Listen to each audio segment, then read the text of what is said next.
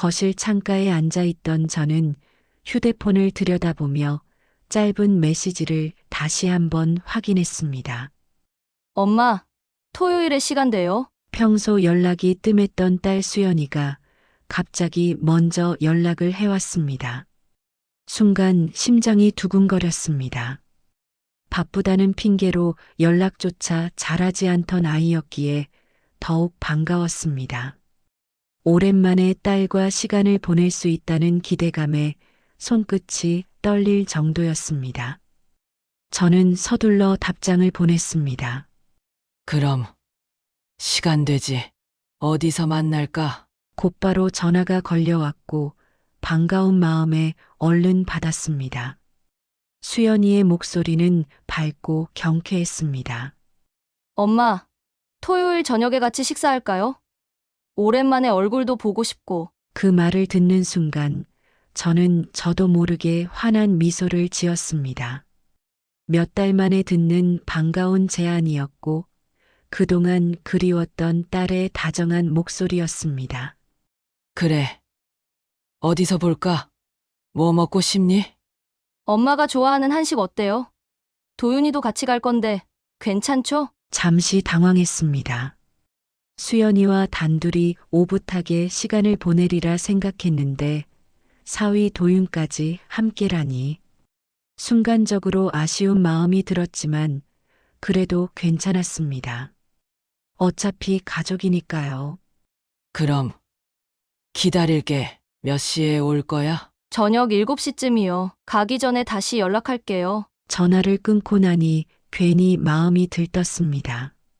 마치 어릴 적 소풍을 기다리는 아이처럼 설레는 기분이었습니다. 딸과 사위를 만난다는 사실이 반갑고 또 오랜만에 좋은 시간을 보낼 수 있다는 기대감이 부풀어 올랐습니다. 저는 부엌으로 가서 냉장고를 열었습니다. 혹시라도 수연이 집에 들를 수도 있으니 좋아하는 반찬이라도 준비해 볼까 싶었습니다. 예전에 수연이가 좋아하던 소고기 장조림을 해둘까 고민하며 장바구니를 챙겼습니다. 평소라면 귀찮아했을 집 정리도 저절로 손이 가기 시작했습니다. 거실 먼지를 닦고 부엌 식탁도 반짝이게 정리했습니다. 화분의 위치도 다시 조정하고 커튼까지 새로 빨아 널었습니다. 약속이 있기까지 며칠이나 남았지만 벌써부터 무얼 입을지 고민했습니다. 옷장 앞에서 하나하나 꺼내보며 수연이가 엄마, 오늘 참 예뻐 보이네. 라고 말해줄 것 같은 모습을 상상했습니다. 그동안 아이들이 바쁘다는 이유로 자주 연락하지 않아 살짝 서운했던 적도 있었지만 이번 만남이 그 아쉬움을 다 덜어줄 것만 같았습니다. 며칠 후면 사랑하는 딸과 오랜만에 함께 저녁을 먹을 수 있습니다. 저는 그날만을 손꼽아 기다렸습니다. 약속 당일 아침, 저는 평소보다 훨씬 일찍 눈을 떴습니다. 설레는 마음에 잠을 설치다 보니 결국 해가 뜨기도 전에 자리에서 일어나 버렸습니다. 간단히 아침을 챙겨 먹고 거실을 한 번 더 정리했습니다. 혹시라도 수연이가 저녁을 먹고 집에 들를 수도 있으니 깔끔하게 해두고 싶었습니다. 시간이 너무 더디게 흘렀습니다. 애써 마음을 가라앉히며 부엌에서 수연이가 좋아하는 반찬을 조금씩 준비했습니다. 원래는 밖에서 저녁을 먹기로 했지만 혹시나 집에 와서 같이 차라도 한잔할까 싶어 소고기 장조림도 조금 만들고 나물도 무쳐두었습니다. 오후가 되자 미리 씻고 옷을 갈아입었습니다. 오래전에 사두고 한 번도 입지 않은 연한 핑크색 블라우스를 꺼내 입고 머리도 단정하게 빗었습니다. 거울을 보며 혼자 피식 웃었습니다. 엄마 오늘 참 예뻐 보인다. 수연이가 그렇게 말해주지 않을까 기대하면서요. 약속 시간이 가까워질수록 마음이 조급해졌습니다. 6시가 되자마자 휴대폰을 손에 쥐고 계속 화면을 들여다보았습니다. 혹시라도 수연이가 미리 연락하지 않을까 싶어서요. 하지만 아무런 메시지도 오지 않았습니다. 7시가 가까워졌을 때 저는 결국 먼저 전화를 걸었습니다. 신호음이 울렸지만 아무도 받지 않았습니다.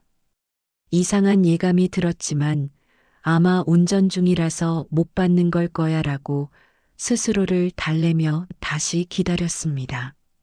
하지만 10분, 20분이 지나도 연락이 없었습니다.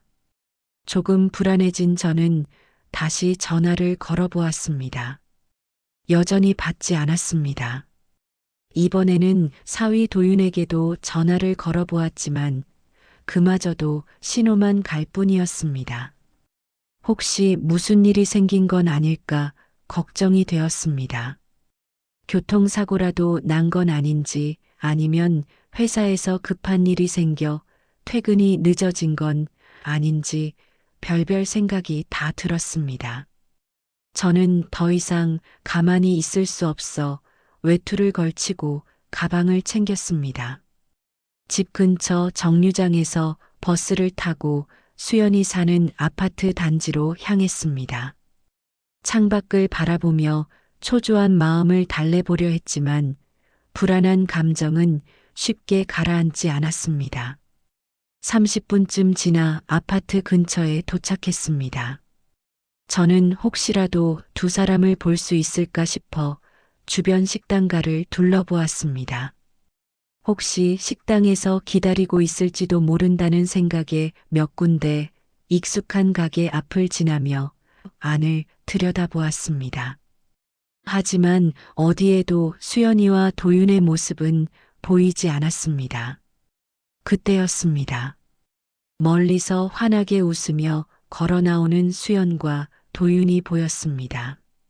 순간 가슴이 철렁 내려앉았습니다.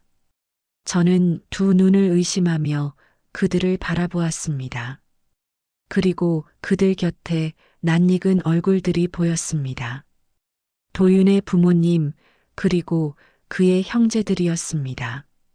그들은 다 같이 쇼핑백을 들고 가벼운 발걸음으로 걸어 나오고 있었습니다. 분명 식사를 마치고 나와 함께 시간을 보내고 있는 모습이었습니다. 수연은 한 손으로 도윤의 팔을 잡고 다른 손으로는 쇼핑백을 들고 있었습니다. 저는 너무 놀라 그대로 얼어붙었습니다. 제 눈앞에서 제 딸은 아무렇지도 않게 시댁 가족들과 화기애애한 시간을 보내고 있었습니다. 마치 저와의 약속 같은 건 애초에 없었던 것처럼요. 이게 대체 어떻게 된 일이지? 제 손에 들고 있던 가방이 덜덜 떨렸습니다. 순간 다가가서 말을 걸어야 하나 아니면 그냥 돌아서야 하나 망설였습니다. 그저 착각이었기를 바랐습니다. 어쩌면 수연이가 우연히 시댁 식구들을 만나 잠시 함께 있었던 걸지도 모른다고 스스로를 다독였습니다. 하지만 그건 아니었습니다. 수연과 도윤은 시부모님과 형제들과 웃으며 이야기를 나누고 있었습니다. 손짓을 하며 재미있는 대화를 이어가는 모습이 너무나 자연스러웠습니다. 그저 잠깐 만난 것이 아니라 오랜 시간을 함께 보낸 듯 보였습니다. 그러는 동안에도 제게는 단 한 통의 연락도 없었습니다. 그제야 모든 상황이 명확해졌습니다. 수연은 저와의 약속을 까맣게 잊고 있었습니다. 아니, 어쩌면 기억하고 있었지만 시댁과의 만남이 더 중요했던 걸지도 모릅니다. 가까이 다가가 말을 걸어야 할 것 같았지만 저는 그럴 수 없었습니다. 다가갔다가 혹여라도 그들 앞에서 당황하며 서 있는 저를 보게 될까봐 두려웠습니다. 가슴이 찢어질 듯 아팠지만 저는 조용히 돌아섰습니다. 그 길을 따라 한 걸음 한 걸음 걸어 나오면서도 계속 귀에는 수연의 웃음소리가 들리는 것만 같았습니다. 나는 이렇게까지 기다렸는데 너는 나를 완전히 잊어버린 거구나. 온몸이 힘이 빠져 제대로 걷는 것도 어려웠습니다. 정류장으로 돌아가는 길, 지나가는 사람들이 나를 힐끗 쳐다보았지만 아무도 말을 걸지 않았습니다. 버스를 타고 집으로 돌아오는 동안 저는 창밖을 멍하니 바라보았습니다. 네온사인이 반짝이는 도시의 풍경이 눈앞을 스쳐 지나갔지만 아무것도 보이지 않았습니다. 이제는 더 이상 기대하지 말아야겠다는 생각이 들었습니다. 이제는 더 이상 아플 필요가 없다는 생각이 들었습니다. 하지만 가슴 한구석이 허전하고 서러운 것은 어쩔 수 없었습니다. 집에 도착해 문을 열고 들어서자 아까까지 따뜻했던 공간이 갑자기 차갑고 어둡게 느껴졌습니다. 저는 소파에 앉아 멍하니 시간을 보냈습니다. 휴대폰을 꺼내 보았지만 여전히 부재중 전화도 메시지도 없었습니다. 이제는 제 차례였습니다. 이제는 저도 제 삶을 다시 생각해 볼 때가 온 것 같았습니다. 집으로 돌아온 저는 거실 소파에 힘없이 주저앉았습니다. 불도 켜지 않은 채 한동안 가만히 있었습니다. 창밖에서는 차들이 쉴 새 없이 오가고 길을 걷는 사람들의 웃음소리가 들렸습니다. 하지만 제 세상은 조용했습니다. 아니, 정확히 말하면 공허했습니다. 휴대폰을 들어보았습니다. 혹시라도 수연이가 늦게라도 연락하지 않았을까 하는 미련이 남아 있었습니다. 하지만 화면은 여전히 조용했습니다. 부재중 전화도 메시지도 없었습니다. 그러다 갑자기 휴대폰이 짧게 울렸습니다.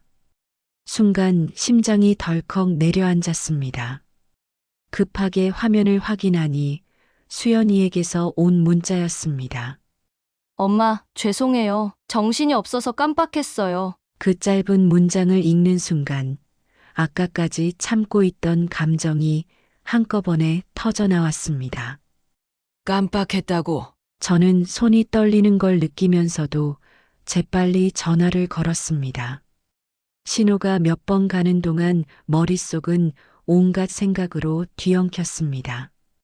어쩌면 아이가 미안한 마음에 울면서 전화를 받을지도 모른다는 기대도 들었습니다. 하지만 전화를 받은 수연의 목소리는 예상보다 담담했습니다. 엄마, 미안해요. 정말 깜빡했어요. 그 말 한마디에 더 이상 참을 수 없었습니다. 너 정말 깜빡한 거야? 내가 너희 기다리느라 밥도 안 먹고 온종일 기다린 건 알고 있니? 엄마, 진짜 미안해요. 시댁에서 갑자기 식사하자고 해서 어쩔 수 없었어요. 저도 급하게 움직이느라. 그럼 최소한 연락이라도 했어야지. 내가 너희 기다리는 동안 무슨 생각을 했을 것 같니? 혹시 사고라도 난 건 아닌가? 어디 아픈 건 아닌가? 온갖 걱정을 했어. 그런데 너희는 그 시간에 시댁 식구들이랑 웃으면서 쇼핑을 하고 있었더라. 수화기 너머로 짧은 침묵이 흘렀습니다. 그러다 수연이 한숨을 쉬며 말했습니다. 엄마, 너무 화내지 마세요. 저도 정신이 없어서 그냥 다음에 다시 보면 되잖아요. 다음? 내가 다음이라고 말할 수 있는 거야? 제 목소리가 떨렸습니다. 몇 달 만에 만나기로 한 약속이었습니다. 단순한 식사 자리가 아니었습니다. 저는 그날을 손꼽아 기다리며 부엌을 정리하고 새 옷을 꺼내 입고 몇 시간 동안 설레며 준비했었습니다. 그런데 그 모든 순간이, 그 모든 기대가 수연에게는 그저 깜빡한 일에 불과했던 것입니다. 엄마, 정말 죄송해요. 다음에는 절대 그러지 않을게요. 그 말을 지난번에도 하지 않았니?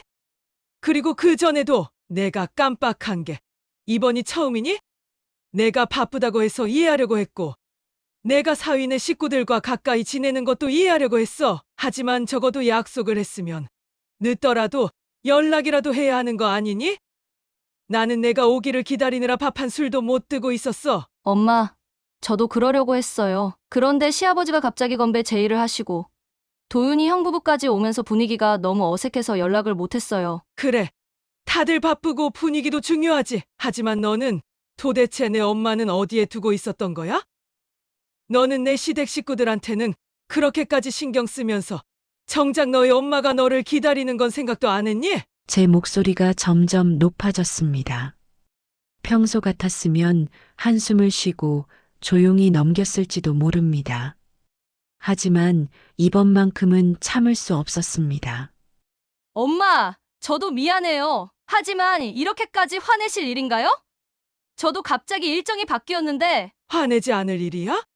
내가 이렇게까지 기다렸는데 내가 오기를 바라면서 얼마나 설레고 있었는지 알기는 하니? 엄마, 우리도 바빠요. 엄마만 생각할 수 없잖아요. 시댁 쪽 일정도 조율해야 하고 도윤이도 가족들 눈치 봐야 하고 엄마도 이해 좀 해줘요. 그 말을 듣는 순간 저는 머릿속이 하얘졌습니다. 이해해달라고? 내가? 수연의 말투는 분명 미안함이 섞여 있었지만 한편으로는 저를 피곤해하는 듯한 느낌도 들었습니다. 마치 제가 너무 예민하게 굴고 있다는 뉘앙스였습니다. 그 순간 깨달았습니다. 이 아이는 이제 제게 더 이상 최우선이 아니었습니다. 과거에는 엄마가 가장 중요하다고 말하며 내 곁을 맴돌던 아이였습니다. 그런데 이제는 제가 아닌 시댁 가족들이 먼저였습니다. 그리고 저는 그 뒷순위로 밀려난 사람이 되어 있었습니다. 그래, 내 말대로다. 내가 신경 써야 할 사람들이 많겠지. 그러니까 나는 이제 내 인생을 살기로 했다. 엄마, 무슨 말이에요? 내가 나를 신경 쓰지 않듯 나도 이제 너희한테 기대하지 않을 거다. 나는 기다리는 사람으로 남고 싶지 않아. 엄마, 너무 화나서 그러는 거잖아요. 그냥 좀 지나고 나면 괜찮아질 거예요. 아니, 이번에는 다르다. 나는 이번 일을 잊지 않을 거야. 그렇게 말하고 전화를 끊었습니다. 전화를 끊고 나니 온몸이 후들거렸습니다. 화가 나서인지 서러워서인지 가슴이 떨렸습니다. 하지만 한 가지는 분명했습니다. 이제는 저도 저를 위해 살아야겠다는 것.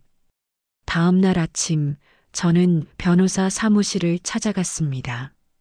제가 가지고 있는 재산 일부를 기부하고 싶습니다. 변호사는 신중하게 생각해 보라고 했지만 저는 이미 결정을 내린 상태였습니다. 기다림과 실망 속에서 더 이상 머물고 싶지 않았습니다. 이제는 저를 위해 저만의 길을 걸어가야 했습니다. 며칠 동안 저는 깊은 고민에 빠졌습니다. 그동안 수연에게 물려줄 생각으로 아껴두었던 재산을 다시 생각해 보기 시작했습니다.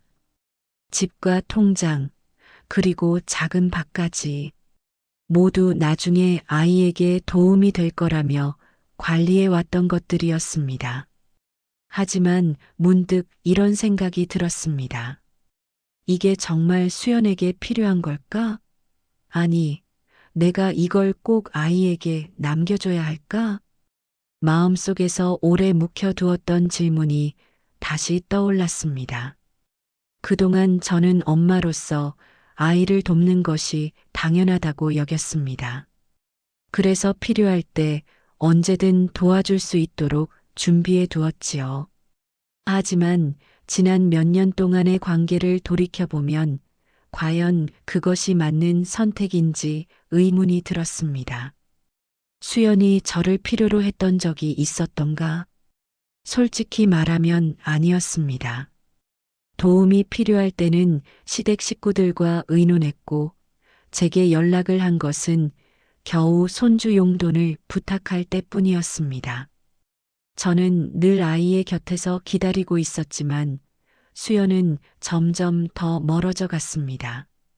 그리고 이번 일로 확실해졌습니다. 수연에게 저는 더 이상 중요한 존재가 아니었습니다. 그러니 저도 이제 수연을 위한 인생을 살지 않아도 되겠다고 생각했습니다. 그 길로 저는 변호사 사무실을 찾아갔습니다. 차분한 목소리로 변호사에게 말했습니다. 제가 가지고 있는 재산 일부를 기부하고 싶습니다. 변호사는 잠시 놀라는 눈치였습니다. 기부를 고려하시는 특별한 이유가 있으신가요? 이제 저도 제 삶을 살고 싶어서요. 변호사는 조심스럽게 여러 가지 법적 절차를 설명해 주었습니다.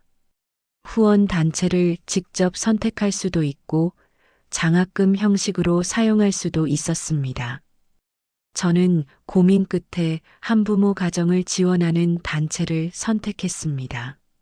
나처럼 혼자 있는 부모가 또 다른 누군가에게 힘이 될 수도 있겠지. 오랜 시간 아이를 위해 살면서 저는 늘 엄마로서의 역할만을 생각해 왔습니다. 하지만 이제는 그 역할에서 벗어나기로 했습니다. 저는 엄마이기 전에 한 사람이고 저 자신을 위해 살 수 있는 권리가 있었습니다. 이제 저는 저를 위해서 이 결정을 내린 것이었습니다. 변호사 사무실을 나서며 저는 깊은 숨을 들이마셨습니다. 차가운 공기가 폐 깊숙이 들어오면서 정신이 또렷해지는 기분이 들었습니다. 문을 나서기 전까지만 해도 가슴이 떨리고 혹시라도 너무 감정적으로 행동하는 것은 아닌가 하는 생각이 들었지만 상담을 마친 지금은 확신이 들었습니다. 이제는 저를 위해 결정을 내려야 할 때였습니다. 그동안 저는 수연이가 언젠가는 변할 거라고 믿었습니다. 아무리 바쁘고 시댁과의 관계가 중요하다고 해도 결국에는 저를 찾을 거라고 생각했습니다. 하지만 이번 일을 통해 확실해졌습니다. 나는 수연이의 삶에서 뒷전으로 밀려난 사람이었습니다. 집으로 돌아오는 길, 버스 창문을 바라보며 지나가는 풍경을 보았습니다.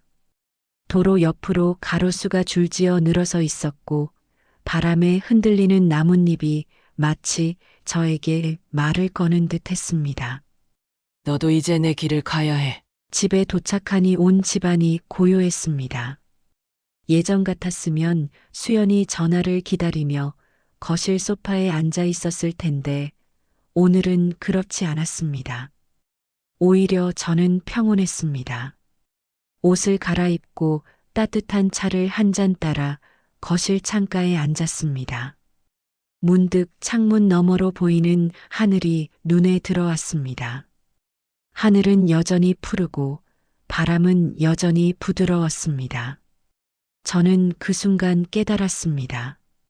수연이 없이도 제 세상은 여전히 존재한다는 것을. 며칠 후 저는 요양원에서 봉사활동을 시작했습니다. 사실 처음에는 망설였습니다. 남을 돕는다는 것이 제게 어울리는 일일까, 어색하지는 않을까 하는 걱정이 앞섰습니다. 하지만 막상 가보니 걱정할 일이 아니었습니다. 요양원에서는 저를 따뜻하게 맞아주었습니다. 처음에는 간단한 말벗이 되어주는 일부터 시작했습니다. 나이가 지긋하신 어르신들의 이야기를 듣고 함께 산책을 나갔습니다. 그러다 보니 점점 마음이 편안해졌습니다. 우리 딸도 바빠서 자주 못 오는데 이렇게 와줘서 정말 고마워요. 한 할머니께서 제 손을 꼭 잡으며 말씀하셨습니다. 그 손길이 너무 따뜻해서 가슴이 뭉클해졌습니다. 그래, 나는 더 이상 기다리지 않을 거야. 내가 먼저 움직이면 되는 거였어. 요양원 봉사뿐만 아니라 동네 주민센터에서 열리는 미술 수업에도 등록했습니다. 처음에는 붓을 잡는 것조차 서툴렀지만 점점 물감의 색이 섞이며 캔버스 위에 새로운 그림이 그려지는 과정이 재미있었습니다. 주말이면 사진 동호회 모임에도 나갔습니다. 사진을 찍는 법을 배우고 사람들과 함께 산과 바다를 찾아다녔습니다. 그렇게 작은 활동들을 하나씩 늘려가다 보니 어느새 제 하루가 바빠졌습니다.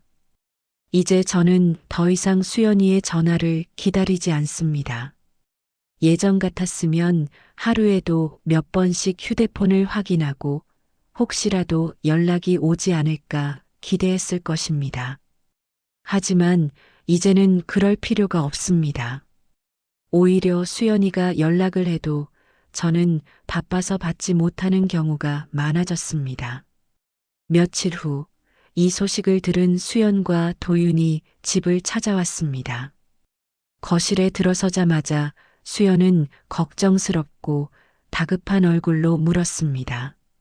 엄마, 무슨 생각으로 이런 결정을 하신 거예요? 도윤도 곁에서 말했습니다. 장모님, 갑자기 그러시면 저희도 당황스럽습니다. 그런 큰 결정을 하시기 전에 우리랑 먼저 상의하셨어야죠. 저는 차분히 미소를 지으며 두 사람을 바라보았습니다. 왜? 내 재산이니까 내가 어떻게 할지 결정한 건데. 수연은 당황한 듯 눈을 깜빡였습니다. 하지만 엄마, 그거 원래 나한테 물려주려고 하셨잖아요. 맞아. 그런데 이제는 생각이 바뀌었어. 나는 더 이상 내 재산을 남겨두고 아이를 위해 사는 사람이 아니야. 엄마, 화나서 그러는 거잖아요. 지난번 일 때문에 그러시는 거죠? 저희가 잘못한 건 알지만 이렇게까지 하시는 건 너무하잖아요. 수연의 말투에는 서운함과 당혹스러움이 묻어 있었습니다. 하지만 저는 전처럼 흔들리지 않았습니다. 아니, 화가 나서가 아니야. 그냥 이제는 내 인생을 살고 싶어서야. 수연은 그 말을 듣고 아무 말도 하지 못했습니다. 도윤도 마찬가지였습니다. 잠시 침묵이 흐른 뒤 저는 천천히 덧붙였습니다.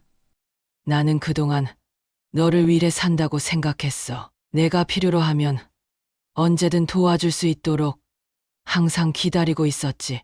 그런데 이제는 나도 나를 위해 살아야겠다고 결심했어. 엄마, 저는 그런 뜻이 아니에요. 그냥 너무 갑작스러워서요. 수연은 당황한 듯 말끝을 흐렸습니다.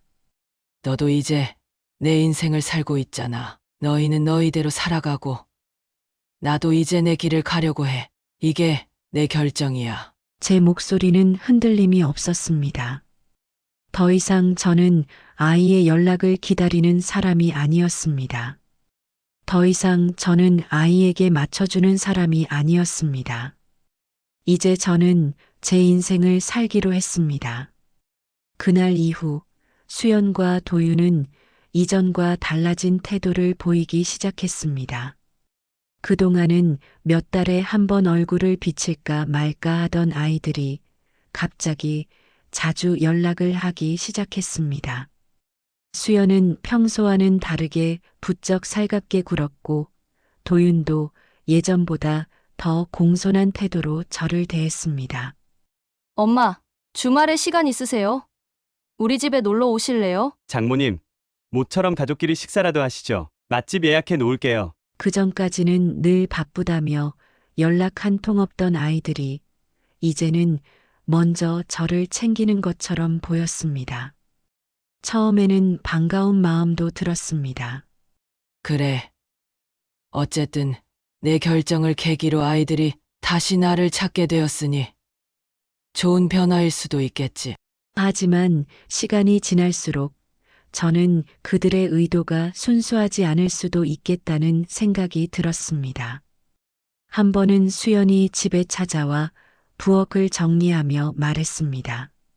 엄마, 이제 혼자 계시지 말고 우리랑 더 자주 만나요. 그러지 말고 그냥 우리 집으로 이사 오시는 건 어때요? 도윤도 거들었습니다. 장모님, 저희도 늘 마음에 걸렸어요. 혼자 계시는 거 외롭지 않으세요? 예전 같았으면 무척이나 반가운 제안이었을 것입니다. 하지만 이제는 그들의 말이 고지곳대로 들리지 않았습니다.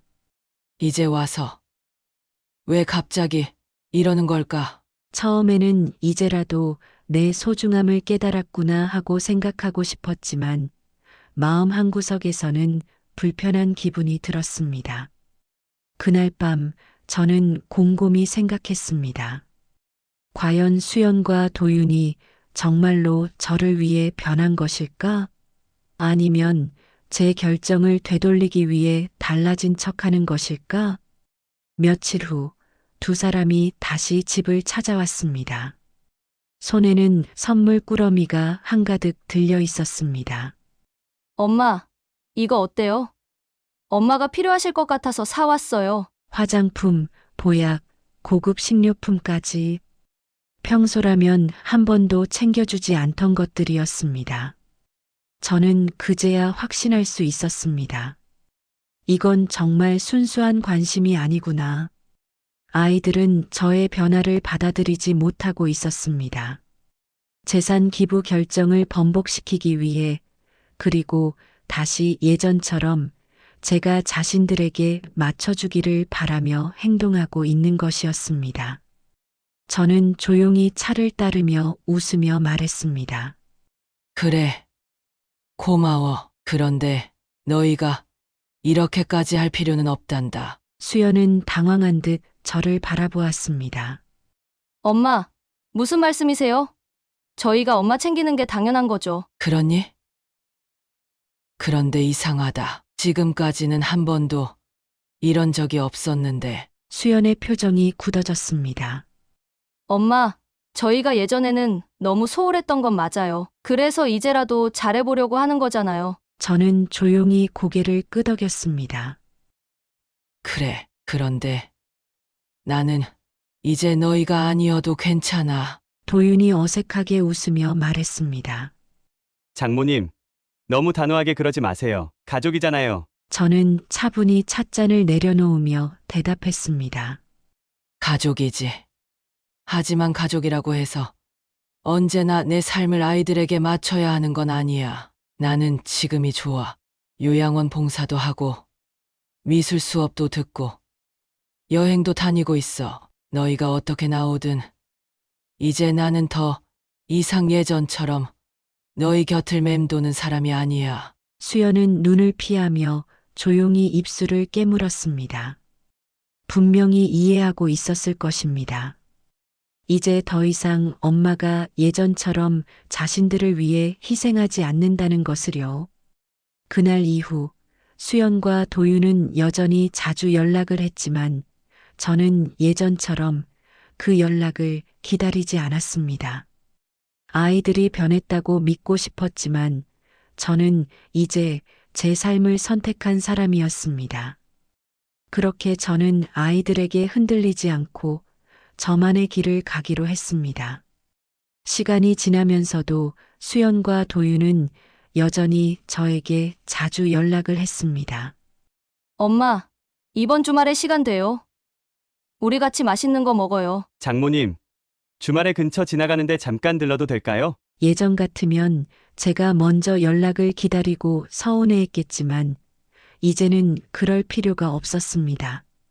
오히려 저는 저만의 일정을 먼저 생각하고 그 다음에 아이들의 제안을 고려했습니다. 이번 주말. 글쎄, 토요일에는 요양원 봉사 가야 하는데 일요일 점심이면 괜찮겠구나. 이제는 제가 먼저 시간을 조율했습니다. 그렇게 몇 달이 지나고 수연과 도윤은 꾸준히 저를 찾아왔습니다. 예전처럼 무심하지 않았고 정말 자주 연락을 했습니다. 처음에는 그들의 태도가 달라진 것이 마냥 반가웠지만 한편으로는 여전히 의심스러운 마음도 있었습니다. 이게 정말 나를 생각해서일까? 아니면 여전히 내 결정을 바꾸려는 걸까? 그런데 어느 날 수연이 조심스럽게 전화를 걸어왔습니다.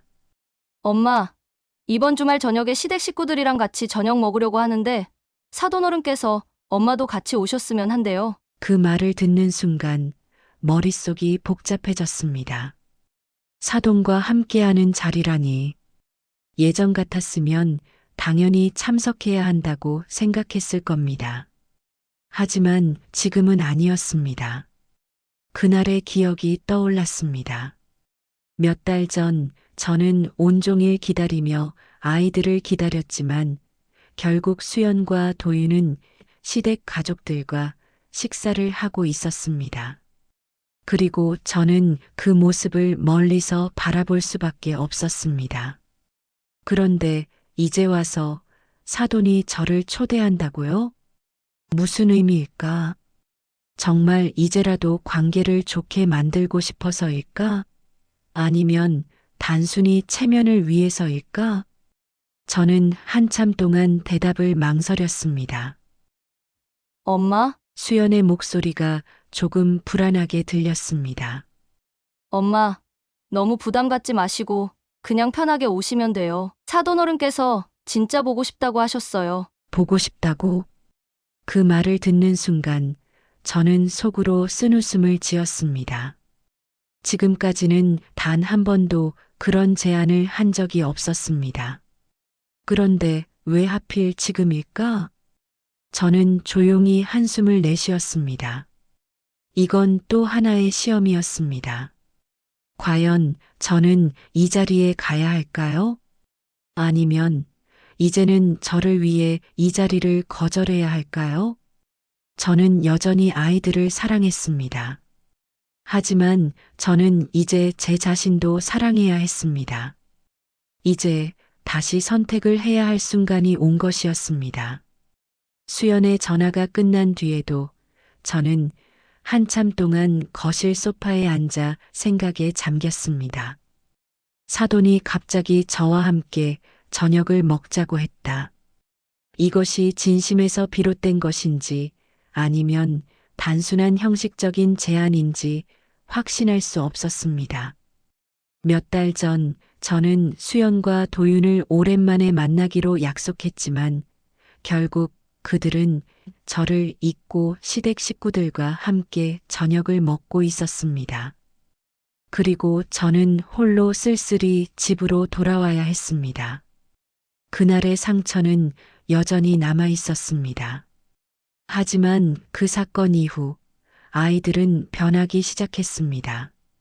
예전처럼 무심하지 않았고 자주 연락을 했으며 저를 신경 쓰는 모습도 보였습니다.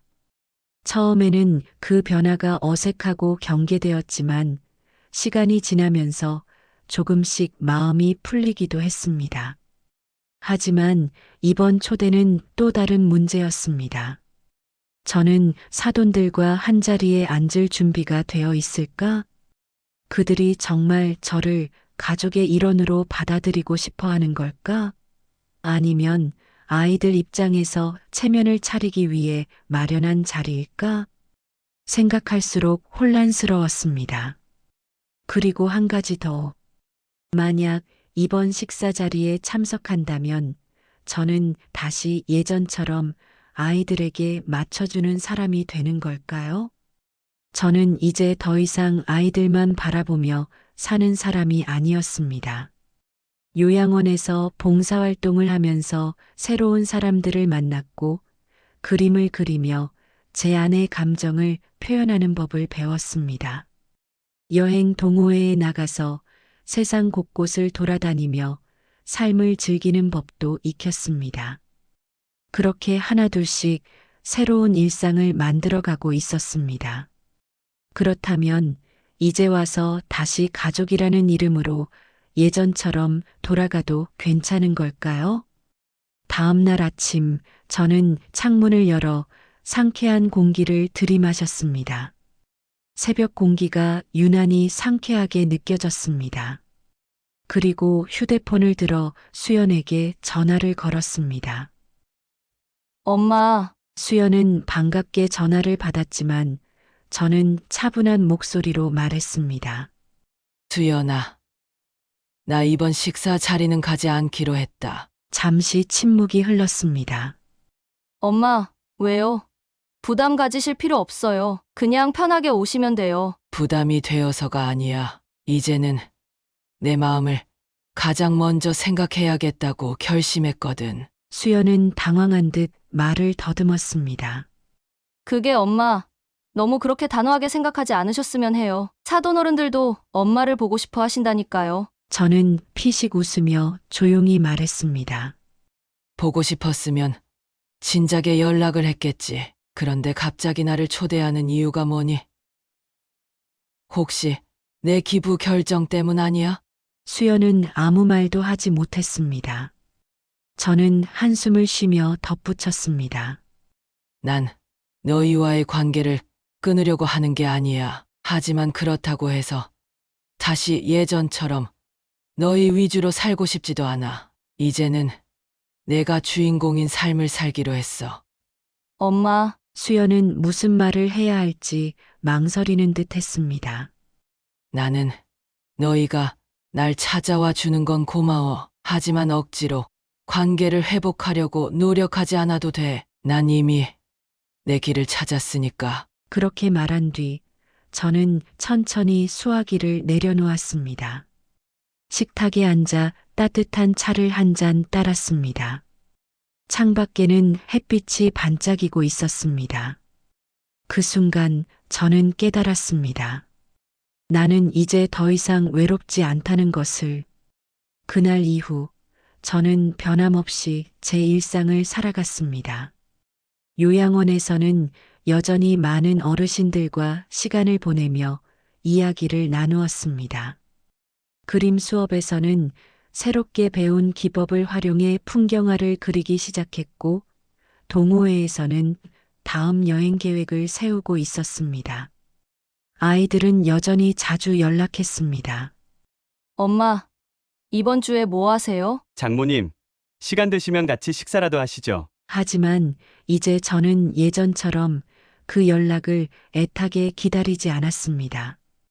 그저 편안한 마음으로 제 일정에 맞춰 아이들을 만났습니다. 어느 날 요양원에서 만난 한 할머니께서 제 손을 꼭 잡고 말했습니다. 우리 딸도 요즘 바빠서 자주 못 오는데 그래도 이렇게 와서 말 동무해 주는 사람이 있어서 참 좋아. 저는 따뜻한 미소를 지으며 손을 맞잡았습니다. 저도 여기 오는 게 참 좋아요. 과거에 저는 사랑하는 사람들의 관심을 받기 위해 애쓰며 살았습니다. 하지만 이제는 그렇지 않았습니다.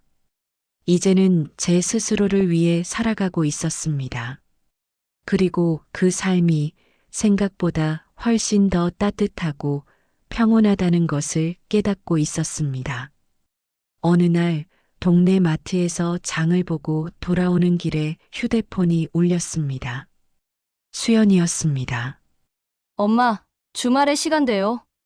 도윤이랑 같이 엄마 보러 가려고요. 저는 피식 웃으며 대답했습니다. 그래. 점심쯤 오너라. 내가 너희 좋아하는 반찬 해둘게. 전처럼 아이들을 위해 모든 것을 맞춰주지는 않지만 그렇다고 아이들을 완전히 외면하지도 않았습니다. 이제는 제가 원할 때 그리고 제가 하고 싶은 방식으로 아이들과 관계를 유지하는 것이 더 중요했습니다. 집으로 돌아오는 길, 저는 걸음을 멈추고 하늘을 올려다보았습니다. 맑고 푸른 하늘, 따스한 햇살, 그리고 불어오는 시원한 바람. 저는 조용히 미소를 지었습니다. 그래. 이게 바로 내가 원하던 삶이야. 그렇게 저는 제 길을 걸어가고 있었습니다. 누구를 위한 삶이 아닌 오직 저를 위한 삶을요. 오늘의 사연 들으시고 어떤 생각이 드셨나요? 사연자분께 해주고 싶으신 말씀 있으시면 댓글 부탁드리고 구독을 누르시면 여러분께 내일 좋은 소식이 찾아올 거예요. 그럼 다음 사연에서 만나 뵙겠습니다. 감사합니다.